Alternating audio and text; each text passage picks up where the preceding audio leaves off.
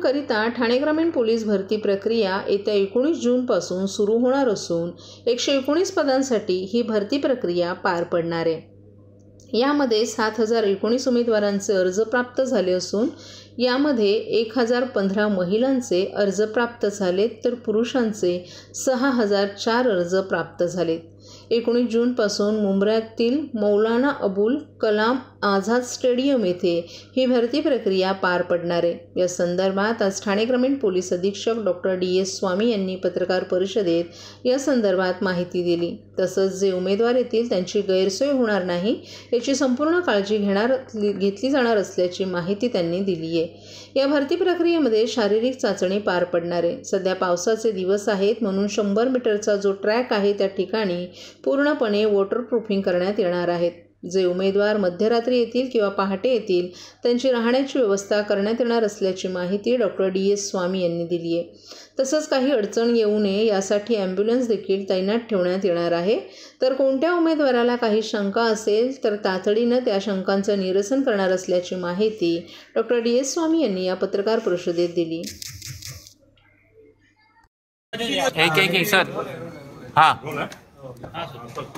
ठाणे ग्रामीण पोलीस भरती च्या अनुषंगानं ही प्रेस कॉन्फरन्स आहे।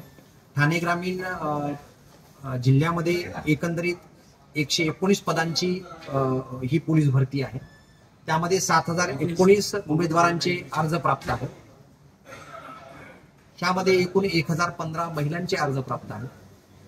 त्या अनुषंगानं ही भरती जी आहे ती 19 जून पासून सुरुवात करण्यात येणार आहे आणि ती 1 जुलैपर्यंत ही फिजिकल एक्झामिनेशनची भरती चालेल।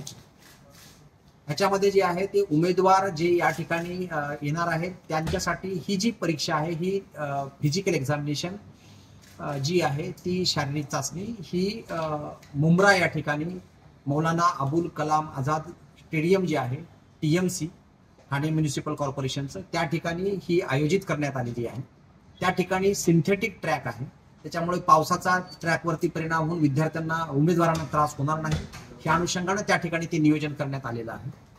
यामध्ये आम्ही उमेदवार जे येणार आहेत त्यासाठी 100 मीटरचा जो ट्रॅक आहे त्या ट्रॅकवरती पण आम्ही चिखल पडून पावसाने चिखल होऊ नये म्हणून आम्ही त्या ठिकाणी पूर्ण वॉटरप्रूफिंग आम्ही त्याचं करत आहोत।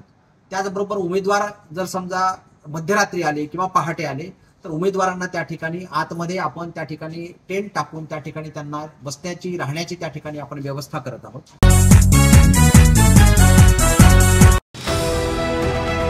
TJSB सौर शक्ती कर्ज गो ग्रीन करा वीज बिलावर बचत। आकर्षक व्याजदर, 84 महिने परतफेड कालावधी, 80% लोन, व्यावसायिक आणि उद्योजकांकरता सुद्धा। अधिक माहितीसाठी तुमच्या जवळच्या शाखेला भेट द्या किंवा संपर्क साधा 1800-223-466 आणि 1800-266-3466।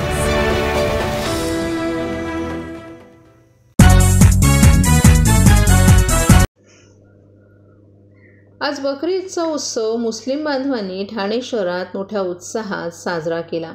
शहरातील विविध भागात नमाज पठण करून मुस्लिम बांधवांनी ईद उल अजहा साजरी केली। ठाणे शहरातील प्रमुख मशिदींमध्ये पहाटेपासूनच नमाज पठणासाठी मुस्लिम बांधवांनी गर्दी केली होती। नमाज पठणानंतर एकमेकांना आलिंगन देत ईद मुबारक म्हणत त्यांनी आनंदोत्सव साजरा केला। शहरातील विविध ठिकाणी बकरी ईदच्या निमित्तानं धार्मिक कार्यक्रमांचं आयोजन करण्यात आलं होतं। यावेळी विविध धार्मिक स्थळांवर विशेष नमाज पठण, कुराण पठण आणि धार्मिक प्रवचनांचं आयोजनही करण्यात आलं। यावेळी मुस्लिम बांधवांनी आपल्या कुटुंबियांसोबत आणि मित्रमंडळींसोबत सणाचा आनंद घेतला। बकरी ईदच्या निमित्तानं मुस्लिम बांधवांनी पारंपरिक कपडे परिधान केले होते आणि गोडधोड पक्वान्नांचे खास मेनू तयार केले होते। विविध प्रकारच्या मांसाहारी आणि शाकाहारी पक्वान्नांचे मोठ्या प्रमाणात वितरणही करण्यात आलं। यावेळी गरीब आणि गरजू लोकांनाही मदत करण्यात आली। ठाणे शहरातील पोलीस प्रशासनानं सुरक्षेच्या दृष्टिकोनातून कडक उपाययोजनाही केल्या होत्या। शहरातील प्रमुख ठिकाणी पोलीस बंदोबस्त तैनात ठेवण्यात आला होता। कोणतेही अनुचित प्रकाराला आळा घालण्यासाठी विशेष पोलीस पथक तैनात करण्यात आलं होतं। ईदच्या निमित्तानं शहरातील सर्वधर्मीय नागरिकांनी एकत्र येऊन सद्भावना आणि ऐक्याचा संदेश दिला। ठाणे शहरातील बकरी ईद उत्साहाने आणि शांततेत साजरी करण्यात आल्याचं या निमित्तानं दिसून आलं।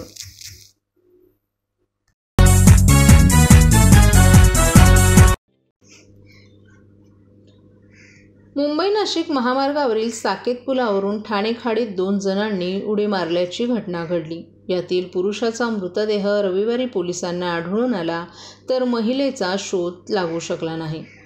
या प्रकरणाची नोंद कळवा पोलीस ठाण्यात करण्यात आली आहे.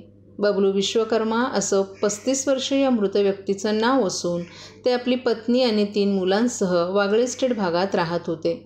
शनिवारी सायंकाळी 7 वाजता साकेत पुलावरून 2 जणांनी खाडीत उड्या मारल्याची माहिती कळवा पोलिसांना प्राप्त झाली होती. त्या माहितीनुसार पोलिसांचं पथक ठाणे महापालिकेचं अग्निशमन दल आणि आपत्ती व्यवस्थापन कक्षाकडून कळवा खाडीत शोधकार्य सुरू होतं. रात्री अंधार असल्यानं शोधकार्य थांबवण्यात आलं. रविवारी सकाळी पथकांनी पुन्हा शोधकार्य सुरू केलं. त्यावेळी बबलू विश्वकर्मा यांचा मृतदेह पथकांना आढळून आला, तर 4 तासांच्या शोधकार्यानंतरही महिलेचा शोध लागू शकला नव्हता. त्यामुळे शोधकार्य तात्पुरत्या स्वरूपात थांबवण्यात आले. या प्रकरणाची नोंद कळवा पोलीस ठाण्यात करण्यात आली. सर्व नागरिकांना आवाहन करण्यात येत आहे की सध्या डासांमार्फत पसरणाऱ्या डेंग्यू या आजाराचा प्रसार रोखण्यासाठी प्रत्येकाने पुढील प्रमाणे कार्यवाही करावी. डेंग्यू आजार एडिस इजिप्ती हा डास चावल्याने होतो. या डासांची पैदास साचलेल्या किंवा साचवलेल्या स्वच्छ पाण्यामध्ये होते. 8 दिवसांपेक्षा जास्त दिवस पाणी उघडे व साचून राहिल्यास त्यात डास अंडी घालतात. अंड्यांच्या अळ्या तयार होऊन पुढे डास तयार होतात.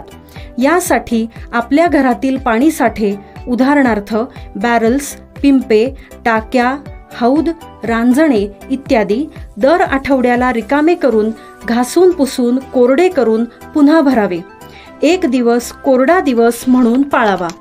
पाणी साठ्यांना घट्ट झाकणे बसवावीत किंवा जुनी साडी, चादर, धोतर यांनी बांधून झाकून ठेवावीत, म्हणजे डास त्यात जाऊन अंडी घालणार नाहीत. घराच्या गच्चीवर, आजूबाजूला, अंगणात कोठेही पाणी साचू देऊ नये. भंगार सामान उघड्यावर टाकू नये. उदाहरणार्थ टायर्स, प्लास्टिक सामान, कुंड्या, टाकाऊ वस्तू इत्यादी. अशा सामानात पावसाचे पाणी साठून त्यात डेंग्यूच्या डासांची पैदास होते. घरातील कूलर्स, फ्रीजच्या पाठीमागील ट्रे हे देखील वेळोवेळी कोरडे करावेत. लक्षात ठेवा, नुसत्या फवारणीने डास घनता कमी होत नाही, तर त्यासाठी डास पैदास ठिकाणे नष्ट करणे ही आपल्या सर्वांची जबाबदारी आहे. कोणताही ताप अंगावर न काढता जवळच्या शासकीय रुग्णालयात मोफत औषधोपचार घ्या. अशा प्रकारे नागरिकांनी सहकार्य केल्यास डेंग्यूचा प्रसार रोखणे सहज शक्य आहे.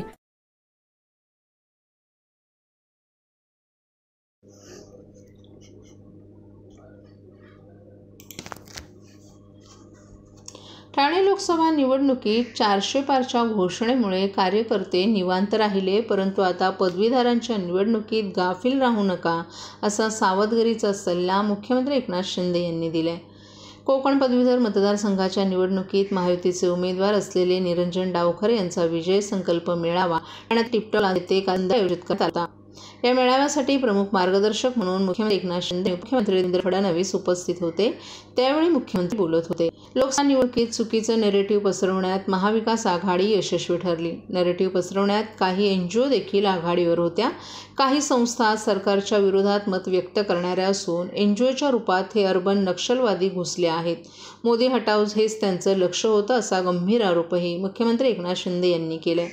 दुसरीकडे 400 पारच्या आत्मविश्वासावर कार्यकर्तेही निवांत राहिले. मात्र या निवडणुकीत गाफील राहू नका असा कानमंत्र मुख्यमंत्री एकनाथ शिंदे यांनी महायुतीच्या पदाधिकाऱ्यांनी कार्यकर्त्यांना दिलाय. निवडणुकांना आम्ही धार्मिक वळण कधीच दिलं नव्हतं. मोदींनी 10 वर्षात तर राज्यात आम्ही 2 वर्षात मोठा विकास केलाय. मतांमध्ये आपण खूप कमी पॉईंटने मागे आहोत. चुकीच्या नरेटिव्हमुळे भामरे मालेगावात तर भिवंडीत कपिल पाटील यांना कमी मतदान झालं. आता मोदीजी केंद्रात बसलेत. महाराष्ट्रात पुन्हा महायुतीचं सरकार येईल. घरी बसवणाऱ्यांना मतदान करणार नाही, तसंही एकनाथ शिंदे यांनी सांगितलं. या मेळाव्यासाठी प्रमुख मार्गदर्शक म्हणून उपस्थित असलेले देवेंद्र फडणवीस यांनी देखील कार्यकर्त्यांना गाफील न राहण्याचं आवाहन केलं. लोकसभेत ठाणे आणि कोकणात महायुतीला यश आलं. काही लोकांनी गर्जना केली की आम्ही तडीपार करू, मात्र मतदारांनीच त्यांना कोकणातून तडीपार केले असा टोला फडणवीस यांनी लगावला. 6.5 जागांपैकी 5.5 जागा महायुतीच्या निवडून आल्या. चुकीच्या नरेटिव्हमुळे जे मुंबऱ्यात घडलं तेच भिवंडीत घडलं. मात्र पुन्हा एकदा कोकणाचा आशीर्वाद महायुतीला मिळणार आहे. पानसे यांना उमेदवारी मागे घ्यायला लावल्यामुळे फडणवीस यांनी राज ठाकरे यांचे देखील यावेळी जाहीर आभार मानले. डावखरे हे तरुण उमेदवार आहेत. 2 टर्म त्यांनी प्रतिनिधित्व केले. सर्वांना स्वभावाने जिंकणारा उमेदवार आहे. विधान परिषद पदवीधर आणि जनसामान्यांचे त्यांनी प्रश्न मांडले. सभागृहातील कामगिरी चांगली राहिली. जागरूक आमदार म्हणून त्यांना पाहिलं जातं.